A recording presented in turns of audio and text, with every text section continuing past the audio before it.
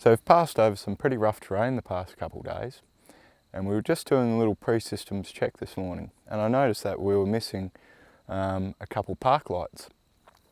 Luckily we pulled up camp here today though, and we should be able to get a few spare globes out of these ones. So we'll take them off and have a look.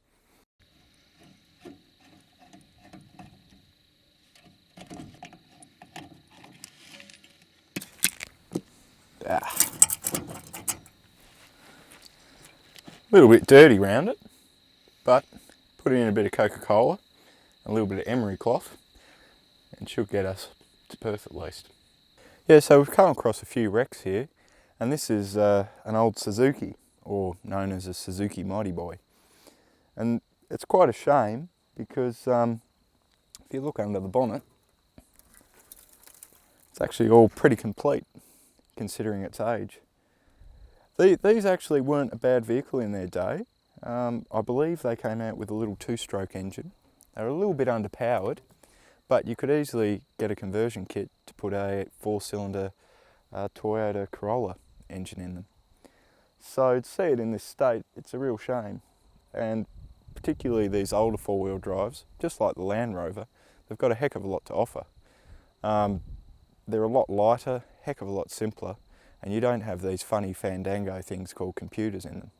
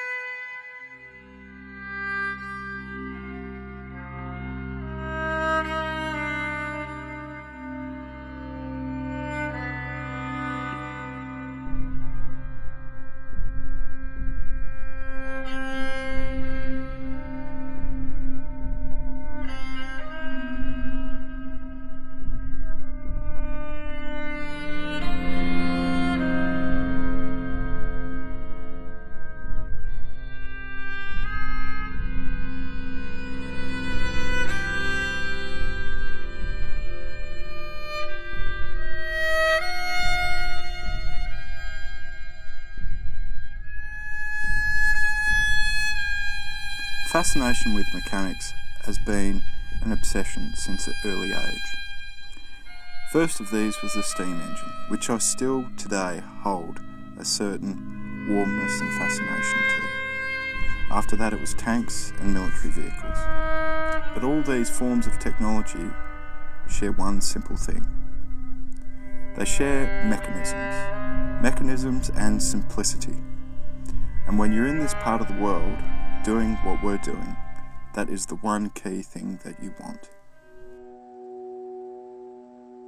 Probably not far after, well, as far back as I can remember actually, I had toy ones of these, and most of the time I was, when people would say, what do you want to, from overseas trips, I'll bring you something back, I'd like a Land Rover model please. So it was like this small child from that age.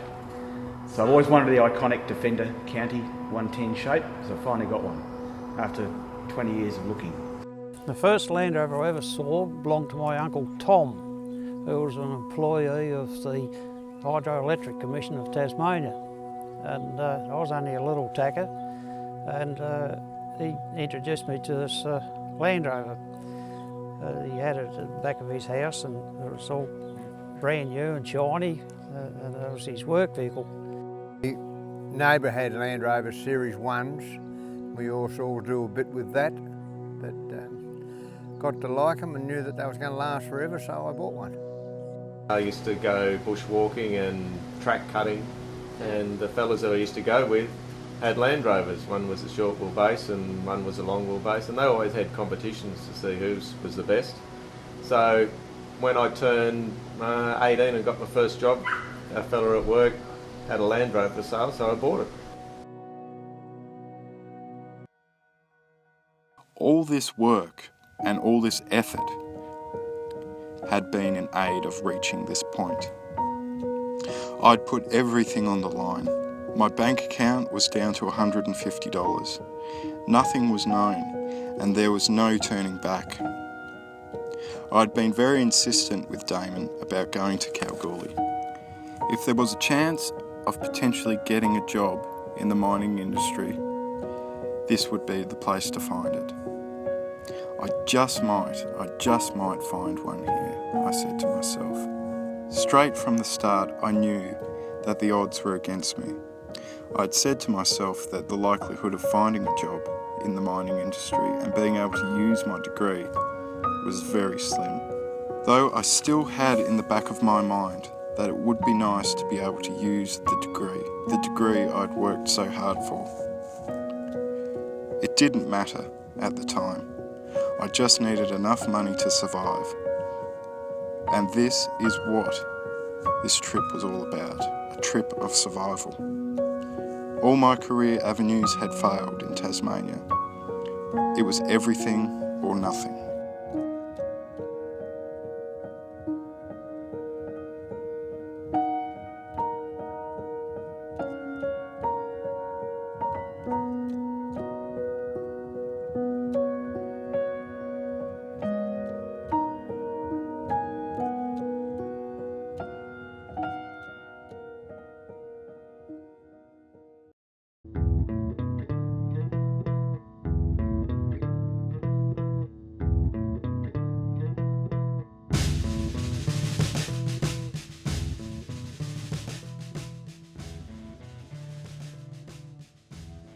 We had had 2 weeks of rain, making the Holland track impassable.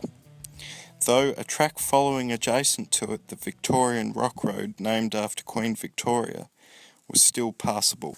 As we headed south from Coolgardie, the light corrugations littered the road, and the sides were lined with light woodland. Though the woodland faded into the vast open spinifex plains, and deep severe corrugations, it was a real worry that the spring shackle bolts may fail. What was meant to be a road all but faded from our minds, as we were faced with deep bogs and mud that lay ahead. It caught us out once or twice and brought the Land Rover close to rolling over. It was a relief to reach the tarmac, minus a few nuts and bolts. And by sunset of that day, we had emptied our last jerry can into the Land Rover with 50 kilometres to go. There was no chance of getting any more fuel. We had both run completely and utterly out of money. We were broke. Though with luck we made it. We made it from the Pacific Ocean all the way to the Indian Ocean in a Land Rover Series 2. Since I spoke to you last on the straight, we've covered a fair bit of ground. We've pushed up into the desert country of Kalgoorlie, and then we took an alternative route down the Hydeman-Norseman Road. This was a pretty interesting road at times. We have had actually quite a bit of rain over the past couple of days. So in places there was a fair bit of mud and there was a heck of a lot of corrugations. Not to mention some pretty deep ruts too. So it made driving pretty interesting, but it was definitely worthwhile. The landscape's changed, the topography's changed, and so has the vegetation too.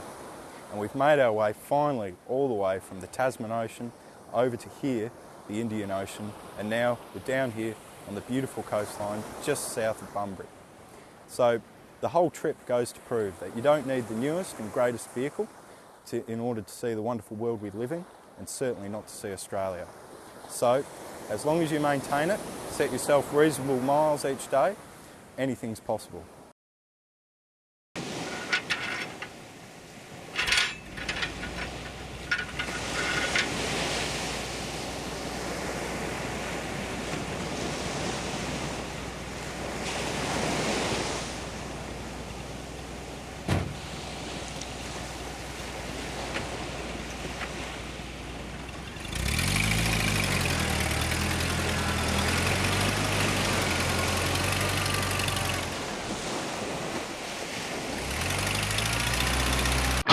Thank you.